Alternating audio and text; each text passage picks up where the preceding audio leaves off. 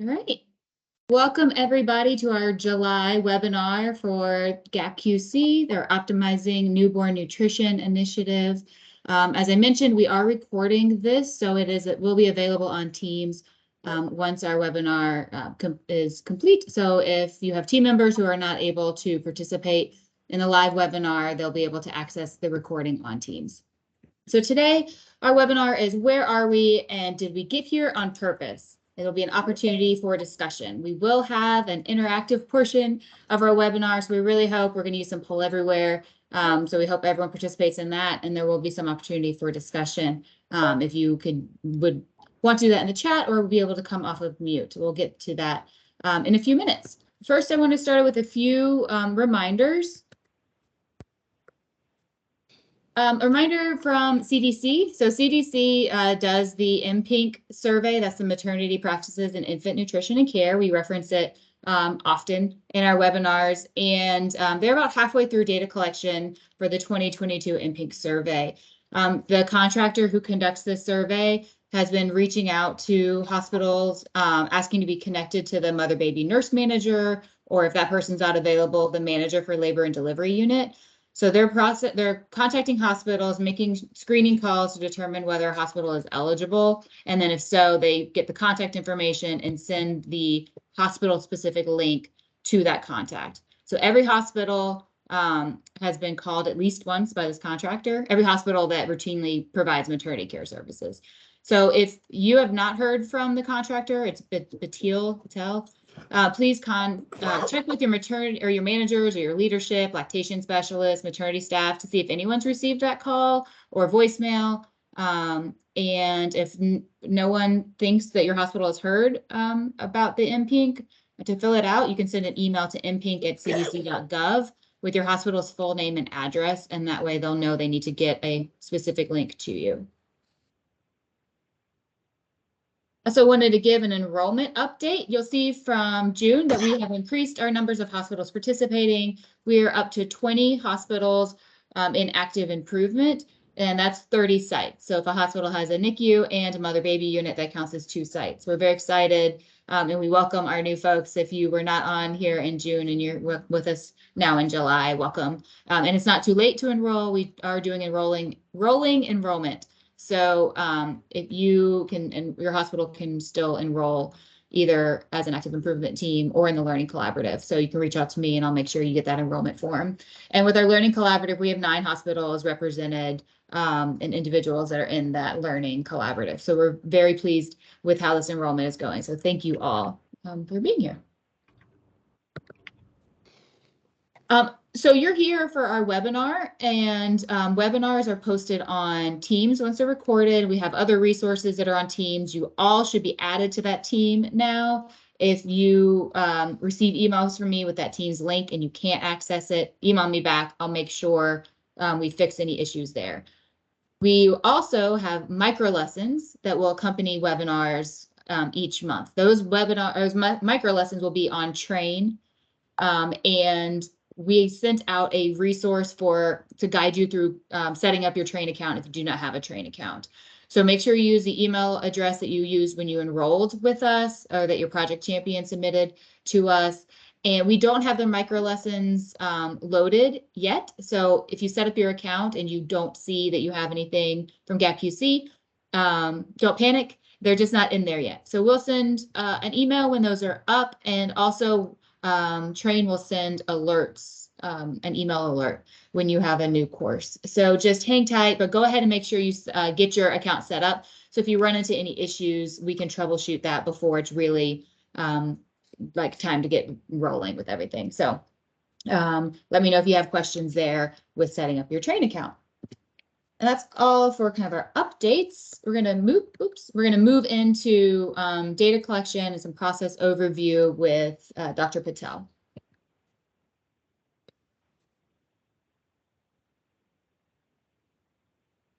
Thanks, Kimberly. And good afternoon, everyone. Really excited to see the number of hospitals that are engaged in this. I wanted to take a little bit of time to kind of step back, especially for some of our hospitals that might be joining for the first time, but really, why are we taking this on?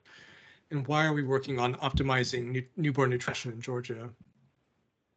And you heard from Kimberly about the MPing survey that's going on now. This is our last MPing survey. This is really what could be considered a report card of how states are doing with newborn nutrition. You can see Georgia's score on the last time this was done from 2020, 2 years ago, was 75. And this was presented by Kristen Marks last year at our GaPQC annual conference. And one of the things that she looked at, it gives a sense of how states are doing in areas that we're doing well in and areas for improvement.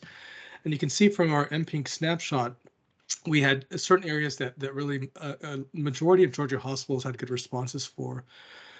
But there was areas for improvement. One was the response rate. We only had about 56% of Georgia maternity care hospitals providing responses. So we're hoping that increases. And I know that CDC is really excited to be able to partner with GaPQC in getting contact information for hospitals to give information, contact information for those that might be able to complete this. And then there were a few areas, less than 40% of Georgia hospitals had ideal responses for mother-infant separation, for routine procedures, formula feeding for breastfed infants, and written policies. And so these are three of the areas that we hope to tackle in this initiative. And we'll give you a little bit more detail about how we plan to do that. So how can we improve as a collaborative? And I think one of the frame shifts, I hope, is that this is really the goal for this is really to drive local improvement and to have improvement driven by centers. We really don't want this to be an externally forced initiative. We really want centers to focus on the areas they deem to be the most important in improving newborn nutrition at their local sites and within their local context. And to do that, really, the tool to really have it centered around quality improvement. And so for this, there are kind of 4 key principles that we have for this initiative: that quality improvement at its core of minimal data collection. We really want teams to focus on improving. We realize a lot of hospitals are strained with staffing, and so we really designed this to have a very minimal amount of data collection and to be applicable to all the sites in Georgia that care for babies, whether that's in the mother-baby unit or the Nicu. And also the opportunity is to join just to learn as part of the Learning Collaborative. And that would be through these monthly webinars where we have everybody join, as well as through self-paced micro lessons that you heard about earlier through the training system. So for quality improvement at the core, this is kind of a high-level snapshot of a key driver diagram for the overall initiative. And as a state, our aim is going to be to increase the percent of newborns in our GaPQC hospitals with human milk as the first feeding from a baseline, which we hope to get on our next audit, and we'll talk a little bit about that later this month. And we hope to do that by the end of next year. We have 2 other specific measures, which are going to be looking at timeliness of breastfeeding or expression in the first 6 hours of birth and any formula exposure. And we really wanted to be very limited in the data collection. So these are the 3 measures we're going to capture, but individual hospitals using the kind of audit framework might decide to capture other measures that are relevant to them. Now, to address this as a collaborative, what we hope is that different hospitals that comprise the GaPQC are all going to be working in different areas to allow us to see movement in this measure that we're going to collect on a monthly basis through audits and then aggregate it across hospitals. And to address this, we're going to tackle some of the primary drivers of what we can do to address improving the use of human milk as a first feeding, and really to think about interventions and change ideas that might allow us to address some of these key drivers. Now, for different hospitals, some hospitals may have already have spent a substantial amount of time on some of these interventions, and other hospitals may not. And so this is what you decide to choose to work on. It's going to be very context specific. And what our goal is to every month as we go through our webinars, and starting next month in August, is to give you change ideas and to stimulate areas that you might focus your improvement efforts on.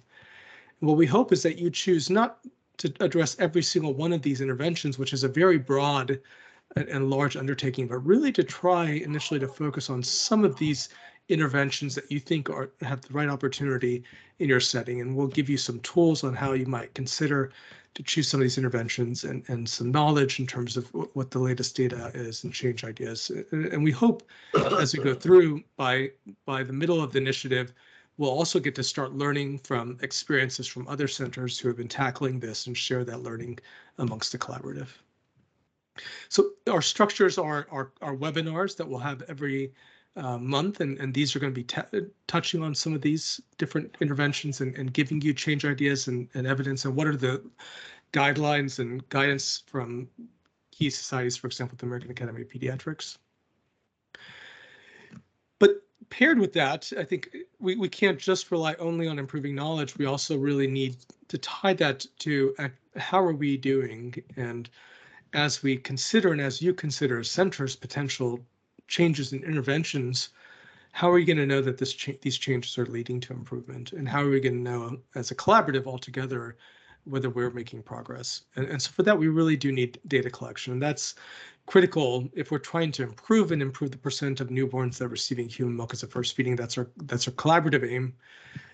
How will we know if we're making improvement? We really need data to understand if the changes we're making are making improvement over time. And then also to provide you with ideas on changes that you can test to make improvements. And that's what our goal is over the course of the webinars. And to do this, our goal is to have minimal data collection, which is 1 hour per month. We really were intentional with trying to minimize the amount of time because we know this is another task to try to make it as streamlined as possible. And to do that, we've used an auditing framework where instead of trying to capture data on every newborn in your hospital, we're going to capture snapshots that give you an idea of how you're doing by sampling about 10 newborns every month. And the way this will work is once a month you'll have a survey. So for this month, a survey link will be sent out by Kimberly on July 25th. And this link will have a way for you to submit your hospital's data. And the goal is to do these audits on the last full week of each month.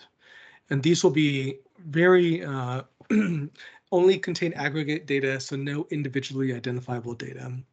And so every month, your hospital will get an audit that will ask questions. And so here would be which hospital you're at, the date of the audit, the person who's submitting, and then some hospitals, for those hospitals that have mother, baby, and NICU or special care participation, they'll complete 2 of these, one for mother, baby, and one for the NICU or special care nursery. And then these audits will have 4 additional questions that will assess how we're doing on the 3 key measures for this initiative. And that will be 1, were you able to complete the sample of 10 infants over 1 week? And then looking at the aggregate performance of measures 6, 7, and 8.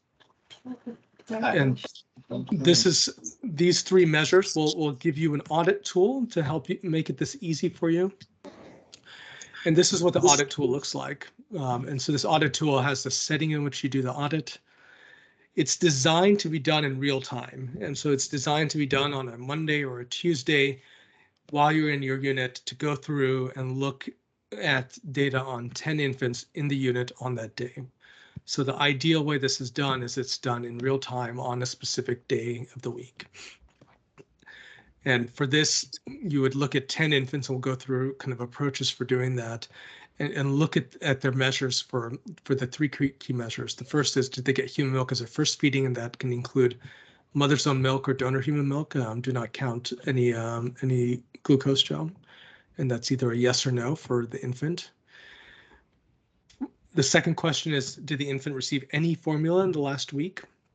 So this would require a review of those infants in the unit. Looking back, you might only review 1 or 2 days of data if they're in the well newborn nursery. It might be longer if they're in a special care nursery or neonatal unit.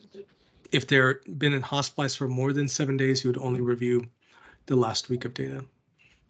The third measure is looking at the timeliness of breastfeeding and breast milk expression. This may be a difficult measure for some hospitals, depending on how charting is. And so this is one of the third measure, but we do want to get feedback from you. And we will have a comment box for the survey about challenges if this is a measure and looking at, did the mother express breast milk in the first 6 hours, or was there breastfeeding that occurred in the first 6 hours of birth for these 10 infants? Once you've gotten data on 10 infants in your unit on that day, you're done with the audit. And then you would add up the aggregate yeses over the denominator of 10 and then submit that number to the survey link. Now, some these are the questions in that survey. So question 4 is the setting. Question 5 is, did you actually do an audit on 10 babies? Question 6 is the number of infants that had human milk as a first feeding. Question 7 is any formula in the last week. And then question 8 is expressed breast milk or breastfed within 6 hours of birth. So how should these random audits be conducted? We would recommend choosing a day of the week that you do that begins on the last full week of the month, ideally a Monday or a Tuesday. If you're a large census unit where you might have 30 or 40 newborns, we would recommend trying to select an audit either by going into the EMR and looking at charts, or if it would involve going through and looking at flow sheets of trying to capture in a non-systematic way different locations and parts of a given unit to try to best capture not just infants that, for example, are admitted within the last day or infants ready for discharge, but capturing kind of a mix of those patients on your unit. Once you have data on 10 infants, your audit's done, and you can enter that into the survey. If you're a unit where you only had on that day 4 or 5 infants or less than 10 infants in census, then you would continue at the following day or days until you had a total of 10 infants to report. We want a minimum denominator size of 10. And so for any unit that we would want them to collect data on 10 infants in that day. And then for any of these, if you have difficulty finding this data, particularly for the timeliness of breast milk expression or breastfeeding, then we'll have a comment after question 8, and please let us know if this is a difficult. That'll inform about how reliable this measure is or how well documented it is. In centers, it might be an area for individual centers to consider improving. Are there any specific types of infants to review? We really want you to capture the mix of those infants that are cared for in your particular settings, whether that's the well newborn mother baby setting or the special care nursery NICU setting. And so, this is actually supposed to read, don't select specific populations. We really want to kind of mix a broad infants and don't just audit newly admitted infants, for example. Can you add other measures to the audit? Absolutely. We think if this might be a good tool to apply. If there are other specific measures that are important to work you're doing in your hospital that can be nested within this audit, those can be added, and you can collect those aggregate, and we'll go over how you can. This is a great way to capture some of the other data on some of the process measures, but these won't be submitted to the Department of Public Health. Then do you need an IRB or a DUA? And consistent with the prior projects that the GaPQC has done, this is only for improvement, and this is not human subjects research, and so we don't think this is covered by DUA. And we're only reporting aggregate non-identifiable data for quality improvement to the state, and therefore we don't think this is necessary. But of course, if you have questions, you should contact your local IRB.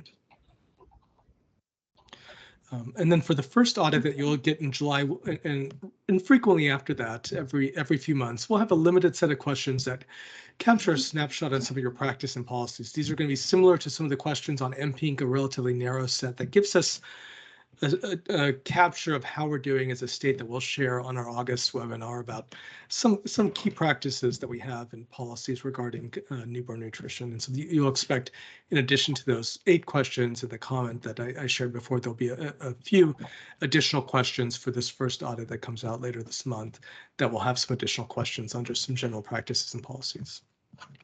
This will be sent to the data context that when you enrolled for this initiative.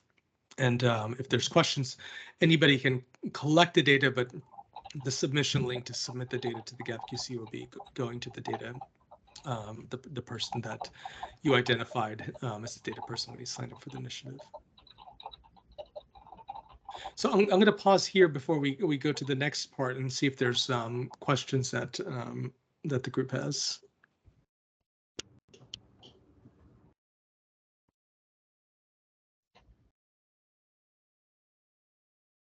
Do we audit just? A question about the babies that we pick for the audit. Are we picking babies that their mom has chose to breastfeed, and then we look at the feeding practices and if they got their first feed was? No, you would pick any baby. So we don't want you to selectively look at only infants or breast. So if the baby, if the mom wasn't breastfeeding, let's say you're selecting an infant and the baby received formula, then you would mark no for the question of timeliness of breastfeeding or expression in the first 6 hours, for example, and yes to the supplementation of formula and no to the human milk first feeding. Okay, thank you. So in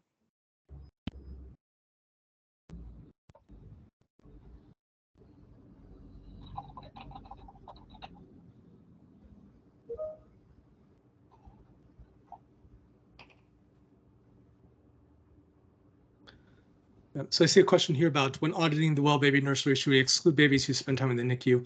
What we really want is to capture whoever's in that unit. And so you can capture any baby if they came in from the NICU and they were in your mother baby unit on the day of the audit. You should capture them because they would be the population of infants that you're going to be working on improving and that are cared for in your unit. So we would recommend not excluding any baby. And we want this to be practical and to avoid kind of the complexities of using a true random kind of, some places when they do this use random number generators to pick infants, but we really want this to be very practical. But to try to think about what I want to get a snapshot of any baby in my unit on that day and not be selective about patients that either were newly admitted or ready for discharge or came from that came out of a transitional nursery, for example. Just picking any infant in your unit on the day of the audit should be eligible.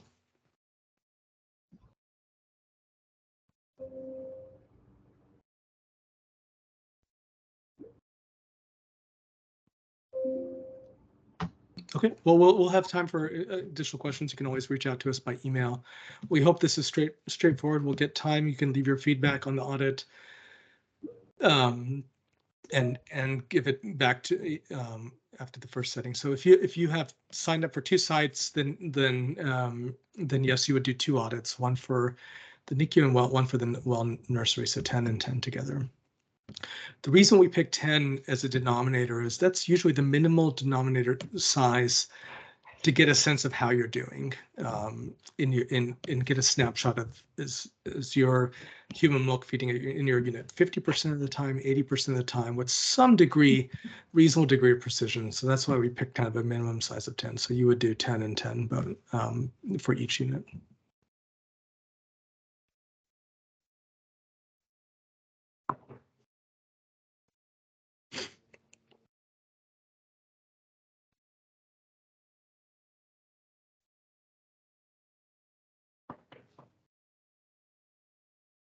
Okay, so I'm going to hand it over now to Claire Eden from the Georgia AAP and to take it over from here. Thank you, Dr. Patel. There's a link in the chat to the poll everywhere that we'll be using to go through the next section of our webinar today, which is just an opportunity for you and your teams to do some self-reflection about knowledge, attitudes, and behaviors in your unit or your hospital.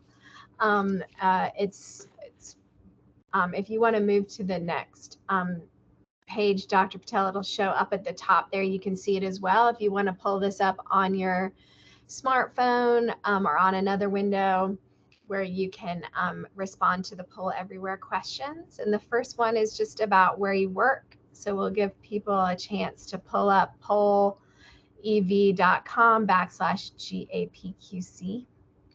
And like Dr. Patel said, this isn't like there's not a lot of right or wrong answers to this. It's more of an opportunity to get your kind of discussion rolling and your creative juices flowing about how you want to identify the key drivers and what areas that you and your team and your unit want to focus on as priorities and key drivers of quality improvement for this initiative.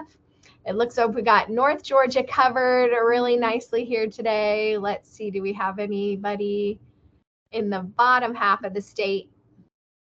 Looks, this is giving us some information about who's here. And I see some people clicked on the region over in the Key as well. So we've got some East Georgia, we got some West Georgia. We definitely have our work cut out for us in the Savannah perinatal region. Macon and Albany for our recruitment, it looks like. I see somebody is having trouble with the poll and would like to say they're in Grady County, and that is down at the very bottom. And then I see Decatur County. So we've got our South West Georgia covered. Awesome. We've got really good coverage today. You can move to the next slide, Dr. Patel, thank you.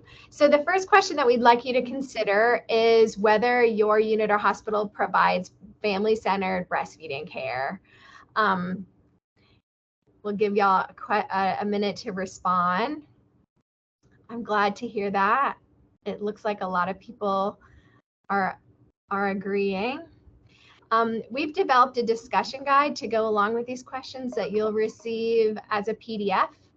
And each of the discussion questions also has some follow-up discussions. So it looks like so far we're almost at a majority, a half and half on agree, definitely on a majority of agree and strongly agree, but not, and nobody's willing to say that they disagree with that. That's good. Okay, so if you want to move to the next slide, Dr. Patel, here's some questions to really consider this, this overarching question a little more deeply in your unit. That might shed some light on whether you feel like this is an area that you want to choose for improvement. Whether fathers or partners are purposefully and routinely involved in breastfeeding education. Some questions around rooming in. That might be an area, like the MPINC score shows that this is an area that's some hospitals are doing really well in and some are having some issues with. For those of you who are working in a special care nursery or NICU, some questions to consider are, are rounds or are cares offered to the infant arranged around a mother's need to express milk?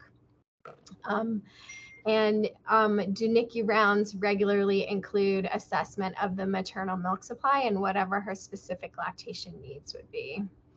And as I mentioned, we've developed a discussion guide that has these follow-up questions, but it also has some more open-ended questions for you all to consider to kind of take stock of the knowledge, attitudes, and behaviors, or sort of what we call the unit culture around family-centered breastfeeding and lactation care. Okay, if anyone has comments, you can raise your hand or get in the chat too. All right, next question. Oh, sorry. I forgot we were doing this too. So this is just an opportunity to kind of see that we do have planned webinars and micro lessons planned for each of these topics. So in the next few months, we will be having a webinar specifically focused on perinatal education and lactation support, along with affiliated micro lessons. Okay. Question 2, does your unit or hospital interrupt the golden hour for any reason other than mother or baby are unstable? So this might be for variety of reasons that would be interrupted other than the mother or infant being unstable, like getting measurements or weights or bathing. See, we do have, this is not quite so monolithic on our responses here. But we do still have a majority in agree, but these kind of questions can help your team determine what some of the key drivers you might want to identify. So some of the follow-up questions to consider around this topic, if you'd like to go to the next slide, are, oh, you know what, I think we got a little off. Do we have a poll everywhere for this topic, Dr. Patel? It looks like the follow-up questions are different. I don't think we okay, well, we can just move to the next question, and we'll have these in your discussion guide. So, rooming in is another thing that we do have some good data on, like I mentioned in the MPINC. And our first webinar, that sort of education based will be next month. We'll have some information at the end of today's meeting about our August webinar, which will really focus on that importance of the timeliness of early milk removal. So we'll be providing lots of resources about this. Okay, here's one that we could spend a lot of time talking about. And this is sort of your opinion about whether your unit or hospital has adequate lactation staff, and are they dedicated? I see this is somewhere that it looks like some hospitals are going to want to have some discussion around, and there's plenty of discussion questions. It looks like this might be the first one that we have a majority are disagreeing that this is going well for your hospital. So I hope you'll spend some time with the discussion guide because I have some kind of pretty thorough list of open-ended discussion questions about where are on purpose. That's our title today, right? Like, is the status of your lactation staffing like on purpose? Why is it? What are some of the factors that affect that? So on the next slide, we have some follow-up questions. Specifically around whether your NICU has dedicated lactation staffing, or do they just sort of, if they have time or there's time left over after they see discharges or whatever, that then they go to the NICU. Some questions around whether lactation consultants are pulled into patient staffing. We are all intimately aware of staffing issues right now. So this is going to be I'm not surprised to see that staffing concerns are one of the major issues we're seeing. Considering what level of lactation support is available in the evenings and on night shift is an important discussion for your hospital to have.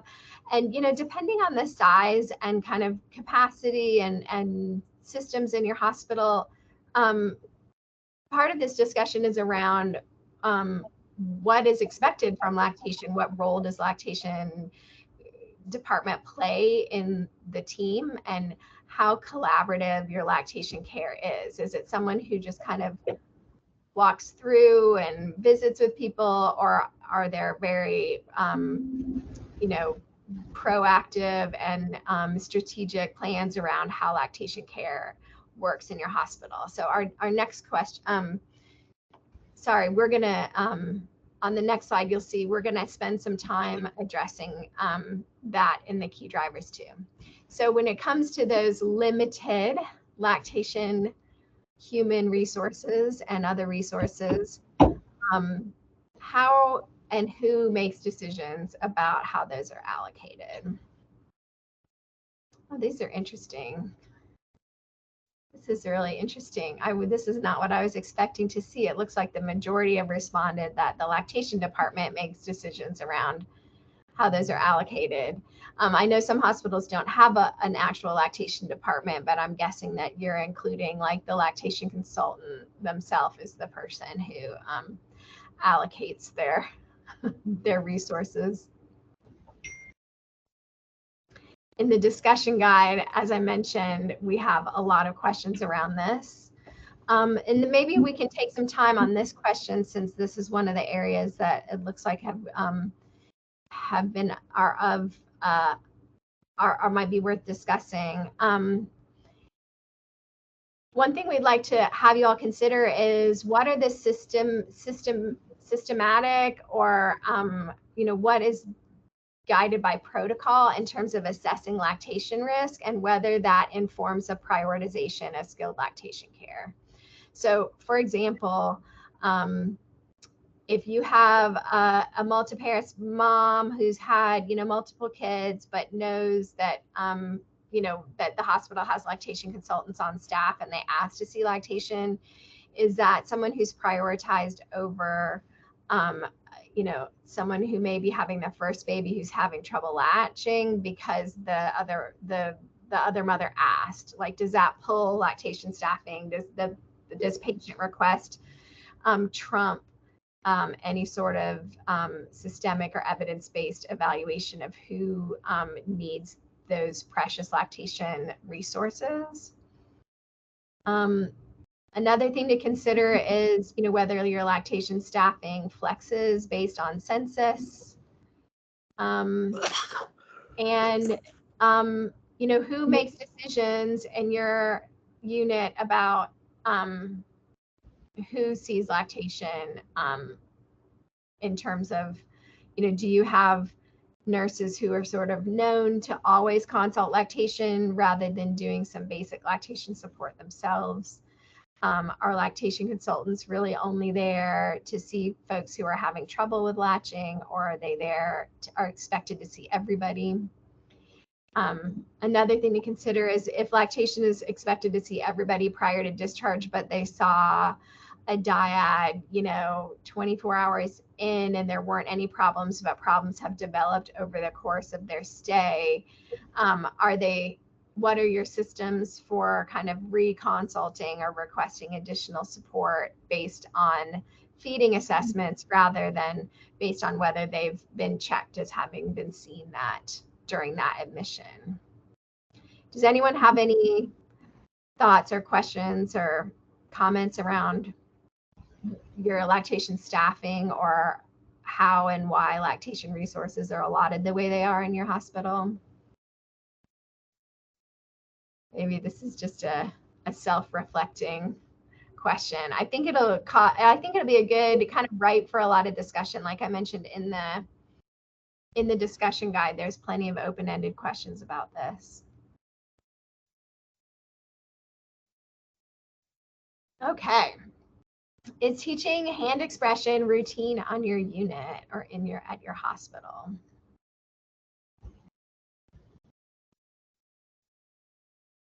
Give you a couple minutes to respond to this. Looks like we've got kind of a tie here. Okay, agree is pulling out. Good. That's really wonderful to hear. So the question specifically here is it routine?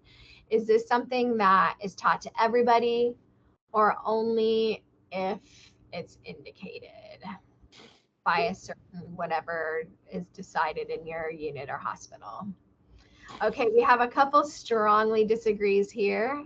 That's interesting, but good to see that the majority would say agree. Have some follow-up questions to discuss around hand expression, and then we're going to move into breast pumps.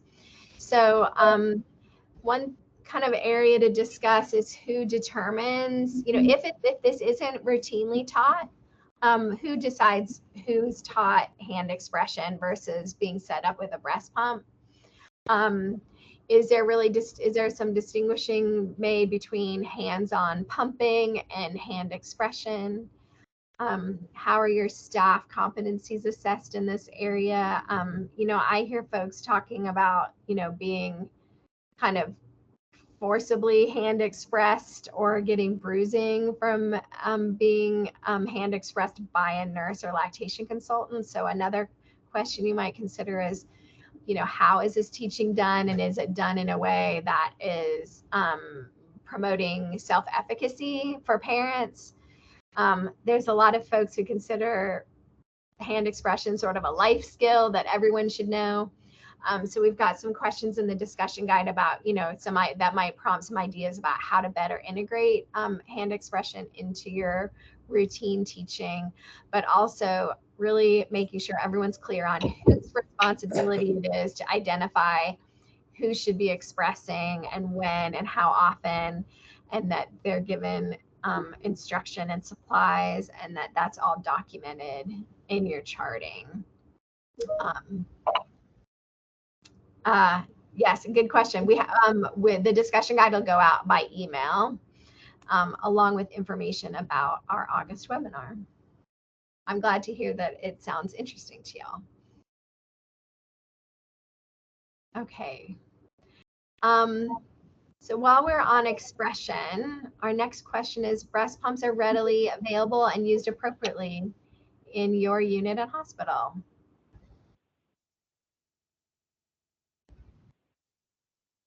The discussion guide includes a lot of kind of different directions you can go with this question too. So far we have no disagrees, but I've got a few strongly disagrees, so that's interesting. but also happy to see the majority would say that they would agree or disagree that breast pumps are available and used appropriately. Our follow-up questions here kind of focus similarly to our hand expression questions around whose responsibility it is to provide, when we say set up a pump, you know, bring the pump, get the supplies, provide all the education, you know, fitting flanges, questions around, you know, how easily is it to locate pumps? Do you have sufficient pumps in your unit? Who provides input on what's sufficient number of pumps? For those of you who are working in a special care nursery or NICU, we have some questions in the discussion guide that might be revealing in terms of like thinking through what messages it sends to staff and families to have sufficient breast pumps, to have one at every baby's bedside, and what that means in terms of breastfeeding and breast milk as a standard of care in your unit. We also have kind of a series of questions around what kind of breast pumps are your mothers who are being discharged without their baby, if their baby is in the NICU or transferred to another hospital's NICU, what's the routine in your hospital about connecting them with an adequate breast pump for their needs, and who's in charge of that, who's handling that. That can be really vary from unit to unit or hospital to hospital. I know some where the social worker is the one who connects them with the breast pump. You know, if you have a breast pump DME closet consignment program, who has access to that? Is it 24 hours a day, or is it also available on weekends? If it's your practice to refer to WIC, what do you do for folks that are discharged, you know, on a Friday or weekend in terms of connecting them with WIC? So this is a question that's going to create a lot of maybe thought processes around ideas that might be something that your unit or hospital or team chooses for a key driver to kind of improve quality care in your unit.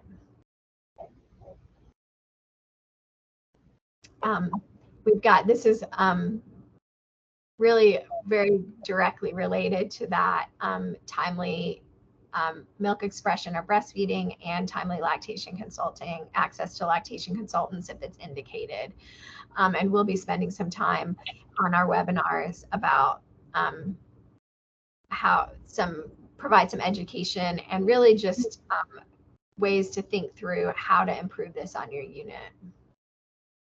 What specific interventions will improve so that we can see some changes in that early milk expression or breastfeeding. Okay, we have a couple of questions on donor milk. This is, of course, been a big topic of late. Perhaps some of you are aware that the Department of Community Health here in Georgia has recently approved the reimbursement for pasteurized donor human milk for hospitals for inpatients who are covered by Medicaid. So this is really great to see that donor milk is available for preterm infants in almost all of our participating teams. We hope to provide lots of resources around handling, how to smooth out, you know, a lot of the processes around using donor milk in the NICU, but also even some more outside the box uses in terms of bridging breastfed infants who need supplementation, but also we'll spend some time on standardized feeding protocols. So this is this question is a little bit, it looks like this is our highest number of unsure, and some of that is probably related to you know, who's participating in the call today. But this is something that we hope at least that you'll consider discussing amongst your team and that we're looking forward to providing resources, especially for our NICU teams, on standardized feeding protocols and how that can improve quality of care for your families and patients. We'll have, so the kind of order of operations for our planned education is we're going to focus on some of more basic breastfeeding, clinical lactation topics and practices in the first few months and first half of the initiative. And then the second half will be somewhat more geared towards NICU practices.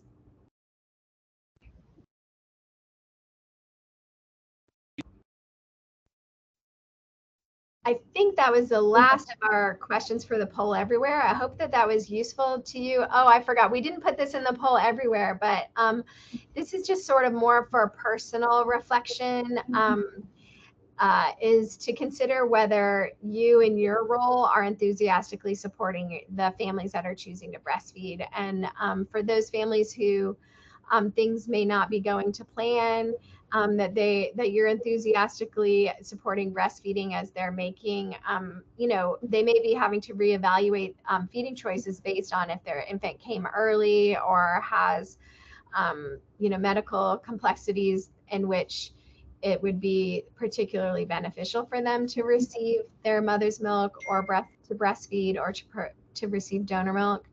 And so the discussion guide has some questions. Some of them I think are laid out here on the next slide, but some things to consider about you and your role, and how your own experiences or training may be influencing the care that you're offering your patients. Some of you may have seen that the AAP released an updated version of their statement on breastfeeding and the use of human milk this past week. And one of the things that is specifically kind of called out in that statement is using breastfeeding as the biological standard or norm in terms of growth and health outcomes, rather than treating breastfeeding as a special scenario. And I think, and sometimes, especially in the NICU or special care unit, it can be like, well, this is not a routine scenario. And so breastfeeding can be kind of put to the wayside. So some of these questions are, this is more specifically for your personal reflection, but do medically complex scenarios make breastfeeding a higher or lower priority for lactation support resources or encouragement? Do you consider it part of your role to ask open-ended questions about breastfeeding? That's a really great way to get talking about this and to help provide information or address concerns that parents have so that they can be making informed feeding choices for themselves and their baby. There's a lot of really interesting research around, who thinks who is going to breastfeed. And I know that I've participated in a variety of trainings that have really helped me evaluate, when I go into a room, am I going in with preconceived notions about whether a given mother will or won't or does or doesn't intend to breastfeed or provide milk based on their age, their race or ethnicity, their socioeconomic status, whether they're on Medicaid or not, all those things. And is that affecting the care that we provide? And is it affecting our perception of who's deserving of those limited lactation resources? So there's some questions you can ask yourself here and kind of sit with in terms of some of the ways that we allocate care and the way that we are interfacing with our families in terms of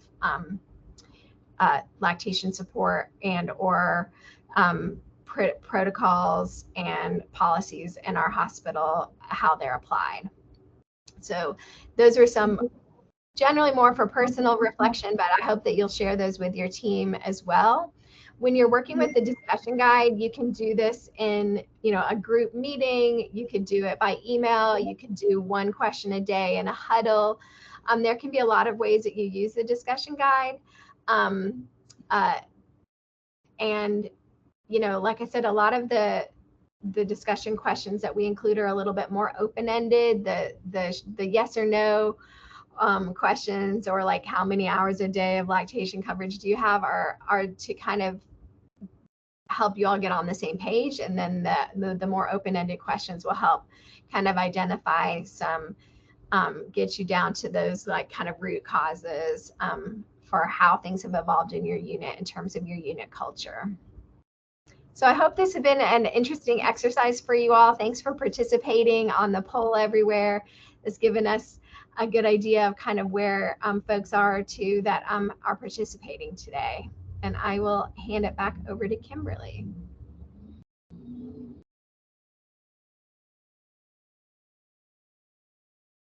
Great. Thank you so much, Claire. Thank you, Dr. Patel. That was excellent. I think I have a couple slides. Let me put my slides up. There we go. You'll see. My Teams is not cooperating. I think it's being fine. Can you see my slides? Okay. Mine was hopping around. As was mentioned a couple of times, the survey will go out to the data leads for those active improvement teams on July 25th. So that email will come from me. And we suggest that teams set up a regular time to meet and to discuss the initiative. So that could be immediately following these webinars or integrating that discussion into already existing meetings. The discussion guide will be going out when we send out the summary and the recap of this webinar, and it'll also be on Teams. So maybe using that discussion guide in that first group team meeting would be a great way to kind of kick off having those meetings. And in our August webinar, part of that webinar will be reviewing the data and the first audit results. And let's see. We did want to put a little notice here about World Breastfeeding Week. And we would love to know if there are activities going on at your hospital, on your unit, just anything that you are doing to recognize World Breastfeeding Week. That's August 1st through 7th. There's also Indigenous Milk Medicine Week, the 8th through the 14th, Asian American, Native Hawaiian, and Pacific Islander Breastfeeding Week, the 15th through the 21st, and Black Breastfeeding Week, the 25th through the 31st. So really the whole month of August is a big celebration of breastfeeding. So if there are things you're doing to recognize that, please share that with us, because we would love to know what all is happening at the hospitals. So again, that August webinar will have the audit results and some results from that first survey. We will also be looking at the time as tissue. We will have some special presenters for that webinar. It'll be focused on lactation physiology, skin to skin, and early milk removal. And please note that a new series for webinars will be going out. This series ran through July, and the email addresses that we have for all enrolled team members, for Active Improvement, and for the Learning Collaborative will receive that link. So if you do not receive a new link by the end of tomorrow, that's when it's going out, reach out to me. My email is there, because that may not have your email address either on a contact enrollment or a contact form from your team lead or on an enrollment form. So we just want to troubleshoot that and make sure that you're enrolled. So if you do not receive that new series starting August, August will be the third Tuesday of the month, and then we'll move back to our kind of standard second Tuesday of the month for our webinars. And that is it from us. Are there any questions before we are done for the day? Can I just add, Kimberly, just for kind of for teams, I think, you know, our goal next month is to share some of the data, and we hope you can use some time between now and then in terms of meeting with your team and thinking about what you want to do. And our goal for September, thinking forward, is where we want to start talking about smart aims and what teams are going to specifically focus on. So just keeping that in mind, that's what's coming next. August, we'll share a little bit of our data on what you submitted, and then in September, thinking a little bit more granular about what our hospitals are going to work on. Perfect. Great. If anyone who's in a NICU wants to stick around, I have a cute little World Breastfeeding Week idea to share with y'all. But I know not everyone will care. But a few years ago when I worked at Eggleston, and shout out if there's anyone from Eggleston here, Susan Mojic was on the breastfeeding task force, and she and I partnered together to make these little, there we go. This is a little like trophy that we made out of some old breast pump flanges, and we spray painted them gold, and we developed a little award that nurses were able to choose who to give them to. Any moms who were working hard on providing milk for their babies. They didn't have to meet any particular standard other than their nurse felt like they were working hard, and we gave them the Golden Pump Flange Award. And I made a certificate, and I can get that put up on Teams if anyone wants to use the Golden Pump Flange Award for their moms. You don't have to make the trophies to do it. It can just be the certificate. But I loved how the nurses really enjoyed picking moms to give it to. Some people did somebody every shift. Some nurses did multiple moms per shift that they worked that week or month. So it's a little fun way to recognize that it's kind of a thankless job to be an exclusive pumper for a NICU baby. And it's a fun thing for your unit to do during World Breastfeeding Week. We'd love to hear any other ideas y'all are doing if you want to stick around and put it in the chat. Thank you, Claire. That's super cute. Love it. All right. Thank you, everybody.